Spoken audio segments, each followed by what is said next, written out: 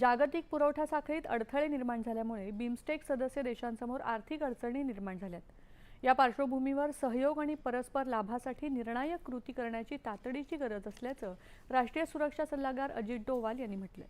नवी दिल्लीत आज बिमस्टेक सुरक्षा शिखर परिषदेचा प्रारंभ झाला त्यावेळी ते बोलत होते।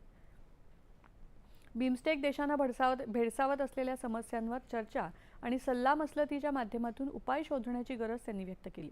दहशतवाद आणि आंतरराष्ट्रीय संघटित गुन्हेगारीचा बिमोड, सायबर धोके, सागरी आव्हानं या संदर्भातील सहकार्य बिमस्टेकनं दृढ केलं असून नव्या आव्हानांनाही आपण एकत्रितपणे सामोरं जाऊ असा विश्वास त्यांनी व्यक्त केला।